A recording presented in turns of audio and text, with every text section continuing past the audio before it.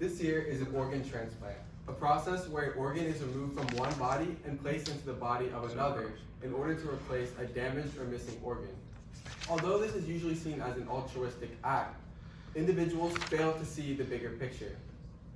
In many cases, a process like this can also be used to fuel the black market of organ exchange. The black market is a set of underground economies where things like organs and even people can be sold. This process affects developing countries at a much higher degree than developed countries. This leads us to our research question. To what extent does illegal organ trafficking affect the lives of individuals in India and China in the 21st century? Good morning. My name is Will Derrickson, and I'm here with Sophia Ahmed and Amy Nguyen.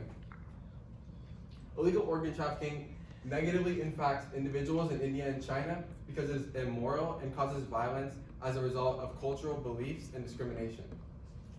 Perhaps the most prominent example of this discrimination can be found in China through the abuse of Falun Gong members.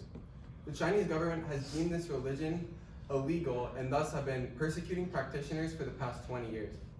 Many of these practitioners are put into detention camps and even subject to forced organ harvesting, which is where they're killed and their organs are sold on the black market. As you can see in this image from the Coalition Against Forced Organ Harvesting, you can see that organs are being matched from these detention center victims and sold around the world. This is humanitarian expert Olivia Goldhill states that this market contributes to a $1 billion industry where both wealthy Chinese nationals and foreigners can purchase these organs. This shows a clear negative impact of illegal organ trafficking in China as innocent lives are lost simply for monetary gain. In addition to this, Indian beliefs are also leading to illegal organ trafficking. Hinduism is extremely prominent in the country of India, and many practitioners are generally against the idea of donating organs. As you can see in this graph, India has an extremely low legal donation rate compared to developed countries such as the USA, Spain, and Croatia. This here from the India Organ Index is showing that many individuals in desperate need of organs or cash have to turn to illegal options instead of legal ones. Harvard journalist and Hindu himself, Ashwak Masudi, states that the lack of legal donations in India paves the way for illegal organ trafficking to replace it. Thank you, Bill. There is an extremely high demand for organs, but there is not enough supply to satisfy this need. So patients in need of organs would say that illegal organ trafficking is beneficial. As you can see on this graph from the Health Resources and Services Administration, which is a branch of the U.S. Department of Health, the number of patients on the list has increased significantly, going from approximately 23,000 in 1991 to 115,000 in 2017. However, it is not clear that the amount of donors has increased enough to meet this growth, merely increasing by 10,000 as shown here in yellow, and patients on the list has increased by almost 100,000 as shown in pink. Illegal organ trafficking provides organs to those who would be deceased without it. With the exception of Iran, the only way one can obtain an organ is through a recently deceased donor. Due to the extensive medical requirements that precedes organ harvesting, there just isn't enough organs for those who need them. In addition to this, illegal organ trafficking can provide valuable funds for the societies of China and India. A notable example of this is the Venkateshwara Temple in South India, where about 18 million people go to donate their hair each year.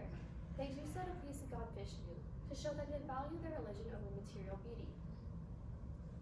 As you can see in this photo, donated hair is being sorted either to go to the Western beauty industry for wigs and extensions, or to China to produce amino acids for manufacturers.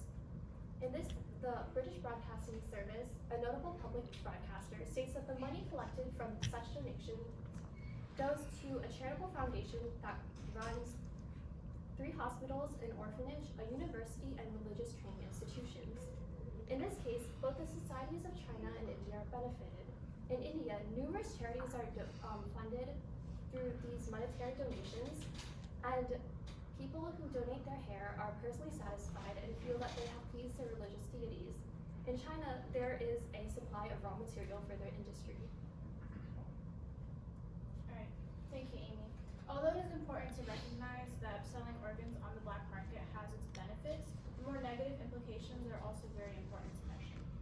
This graph, created by the Coalition for Organ Failure Solutions, points out that most organ donors come from developing countries such as India and China, and these organs go to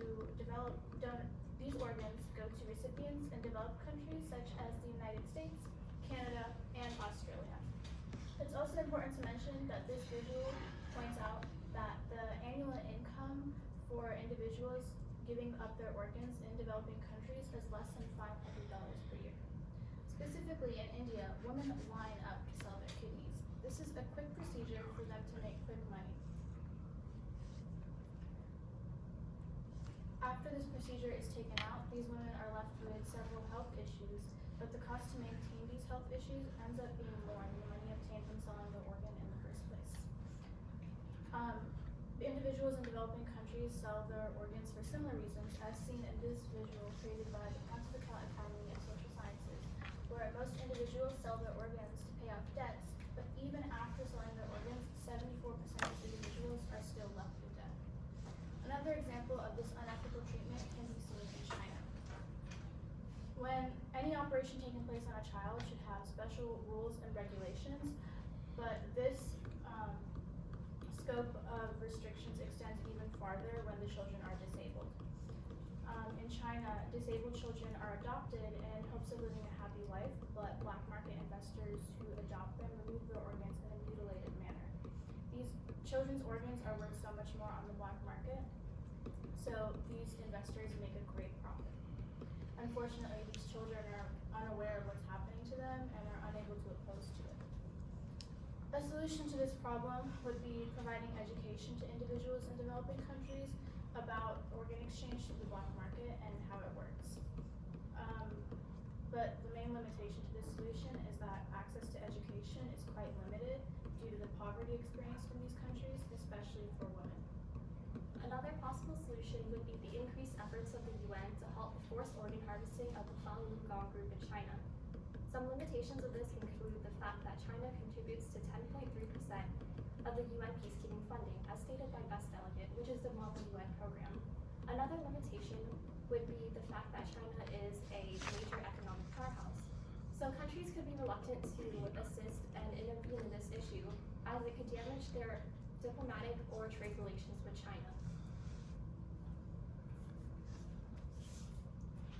Despite these difficulties, human lives are worth the challenge. Therefore, desperate measures need to be taken immediately to cease the crisis of black market organ exchange. Thank you, and what questions do you have?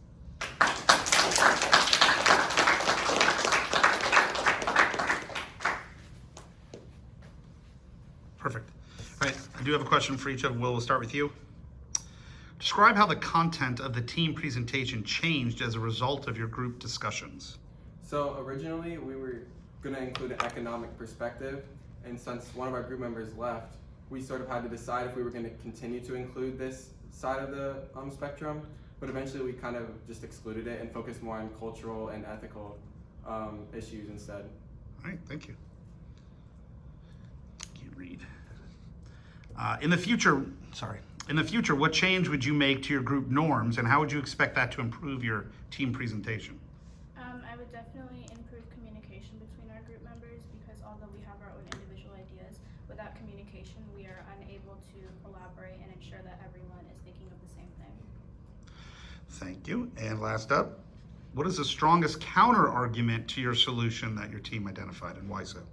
In Sophia's argument, she proposed some limitations that would go against her solution of educating the people. So that was the strongest limitation. Okay, you guys are done. Breathe.